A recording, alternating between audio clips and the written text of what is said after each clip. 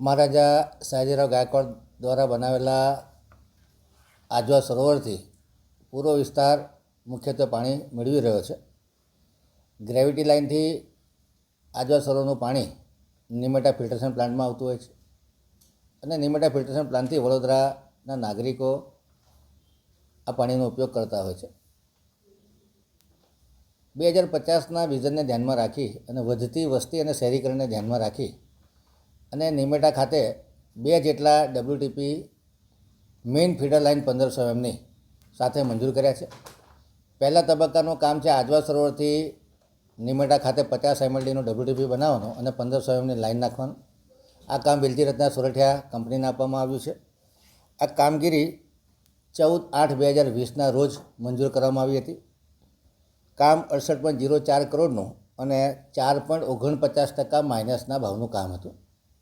ત્યારબાદ આકસ્મિક સંજોગો એટલે કે COVID-19ની મહામારી આવતા જે ફીડર પાઇપલાઇન છે એના ભાવમાં પુષ્કળ વધારો થતાં આ કોન્ટ્રાક્ટરને પોતાને આર્થિક નુકસાન લગભગ 15 કરોડનું પડે એવી શક્યતાઓ હતી. જેના લીધે કોન્ટ્રાક્ટર 2020થી 18/12/2023 સુધી કોઈપણ રીતે રિસ્પોન્ડ નહોતા કરતા.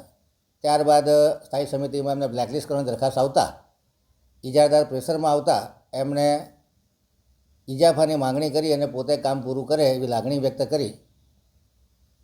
ત્યારબાદ જે 20/10/2023ના રોજ જે નિમેટાનો 5મો પ્લાન્ટ છે એનું કામ રાજકમલ કંપનીને આપવામાં આવ્યું. આ કામ 33.31% વધુ મુજબ 75 MLDનો WTP 155.34 કરોડના ખર્ચે કામ આપવામાં આવ્યું. જો આ કંપનીને બ્લેકલિસ્ટ કરવામાં આવે અને એના ખર્ચેને જોખમે બીજી કંપની પાસે કામગીરી કરવામાં આવે લગભગ 25.72 કરોડ 37.8% વધુ ચૂકવવાના આવતા હતા. આ કંપનીના વકીલે કોર્પોરેશનને નોટિસો મોકલી હતી કે અધિકારીઓના કોરસ્પોન્ડન્સના લેખને લીધે અમારી આખી આર્થિક સાયકલ ખરાબ થઈ ગઈ છે, અમારી ઇકોનોમિકલ કન્ડિશન ખરાબ થઈ ગઈ છે અને અમે આર્બિટ્રેશનમાં જઈશું. ને 10-12 કરોડનું કામ એ વખતે કર્યું હતું અને ત્યાર પછી કોઈ રિસ્પોન્ડ કરતા નહોતા.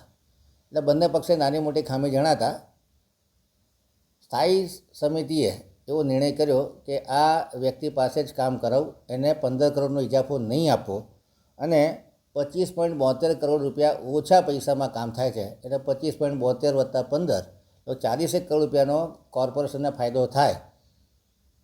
કામકાજના 2 તબક્કા છે. આજવાથી નિમેટા પાણી લાવવાનું, નિમેટાથી સદા એસ્ટેટ 4 રસ્તા સુધી પાણી લાવવાનું. જ્યાં સુધી બીજા ફેઝનું કામ એટલે કે નિમેટાથી સદા એસ્ટેટ 4 રસ્તાનું કામ પૂર્ણ ન થાય ત્યાં સુધી વડોદરા નાગરિકોને આ પાણી મળે નહીં. છતાં આ જે 1500 લાઇન છે એનું કનેક્શન જે કરવાનું છે અતાપીમાંથી પુશિંગ કરીને લાઇન નાખી અને આજવાની જે મેઇન ફીડર લાઇન છે 900 mmની જોડે આનું કનેક્શન કરી દેવામાં આવ્યું છે. બીજા છેડાનું કનેક્શન જે છે એ નિમેટાનું WTP કે જે વેલજી રત્ના સોરઠિયા પોતે બનાવે છે એનું પણ કનેક્શન પૂરું કરી દેવામાં આવ્યું છે. પરંતુ વચ્ચે ગેપ રાખી અને એનું સ્કાવરિંગ કરવાનું છે. 7.5 કિલોમીટર લાઇનનું સ્કાવરિંગ કરવાનું છે, જેને સ્કાવરિંગ કરતાં લગભગ 10 દિવસ જેટલો સમય લાગી શકે. એટલે કામકાજમાં કોઈ ડિલે નથી. આ મહિનાના એન્ડ સુધીમાં એના ઇલેક્ટ્રિકલ મિકેનિકલ કમ્પોનન્ટ પણ લાગી જશે. કંપનીને આટલું મોટું કામ છે. વચ્ચે સમય હતો કે આજવાનું પાણી વડોદરા સુધી પહોંચવા માટે સેકન્ડ ફેઝનું કામ એટલે કે નિમેટાથી 4.5 રસ્તા સુધીનું કામ પૂર્ણ થાય પછી જ આ પાણીનો ફાયદો જનતાને મળી શકે એમ. આ કંપનીને જ્યારે ફરી એક્સટેન્શન આપ્યું ડિસેમ્બરથી મે સુધી ત્યારે 1 કરોડ રૂપિયાની પેનલ્ટી લેવામાં આવી છે. ત્યારબાદ ચોમાસાના લીધે એને સ્ટોપેજ આપવામાં આવ્યું છે અને હાલ થોડી 1-2 મહિના કામગીરીમાં ડિલે ચાલી રહ્યો છે. પરંતુ સમય છે અને જ્યારે ઠરાવ કર્યો ત્યારે 100% એવું લખ્યું છે કે આ કંપનીના 10% પૈસા ગમે તેટલું કામ કરે પણ આપણી પાસે જમા રહેશે. આજની તારીખે આ કંપનીનું 9 કરોડ રૂપિયા જેટલી માતબર રકમ VMC પાસે જમા છે. એક વખત કામ થઈ જાય પછી પુખ્ત ચર્ચા વિચારણા અંતે આ કંપની પર શું એક્શન લેવા એ નક્કી કરવામાં આવશે. માનનીય કમિશનર શ્રી દ્વારા દરખાસ્ત આવ્યાથી યોગ્ય નિર્ણય થશે. કહેવાનો આશય કે પ્રજાના હિતમાં નાણાંની બચત થાય અને જે સમય અવેલેબલ છે કે જ્યાં સુધી સેકન્ડ ફેઝનું કામ પૂર્ણ ન થાય ત્યાં સુધી પાણી વડોદરાને મળવાનું નથી. એટલે આ જ્યારે મોટા નાણાંની બચત થતી હોય ત્યારે આ એજન્સી પાસે કામ કરવાનું નક્કી કરવામાં આવ્યું છે. આ કામગીરી ચાલી રહી છે. છતાં પેનલ્ટી લેવાની થશે તો યોગ્ય પરામર્શ કરી અને એની પર એક્શન પણ લેવામાં આવશે. પરંતુ હાલ જે કનેક્શન કરવાના છે બંને કનેક્શન પૂર્ણ થઈ ગયા છે. એક જગ્યાએ ગેપ છોડેલી છે અને આ ગેપમાં સ્કાવરિંગ કરવા માટેની ગેપ છોડવામાં આવેલી છે. મને લાગે છે કે આવનારા એકાદ મહિનાની અંદર આ વેલજી રત્ના સોરઠિયા કંપની છે એનું કામ પૂર્ણ થઈ જશે. એના 2-3 મહિના પછી રાજકમલનું જે કામ છે એ પણ પૂર્ણ થઈ જશે.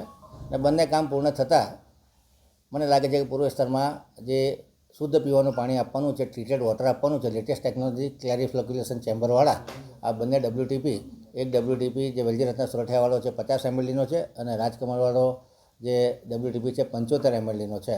એટલે કહેવાનો મતલબ કે 125 mL જેટલું પાણી વધશે.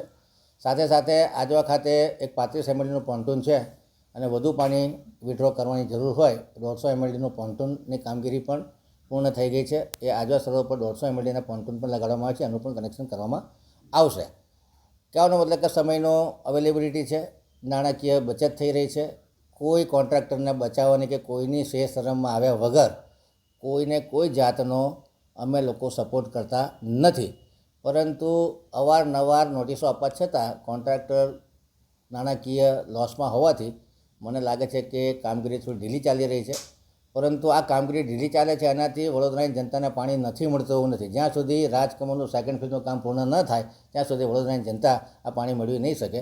આ બંને કનેક્શન સ્કાવરિંગનું કામ પૂર્ણ થતાં લગભગ 5 mLD જેટલી જે અત્યારે હયાત WTP છે એની કેપેસિટીમાં વધારો થશે. કોઈની શરમ રાખ્યા વગર કોઈને સપોર્ટ સ્થાયી સમિતિ કે સ્થાયી સમિતિના કોઈ સભ્ય કરતા નથી.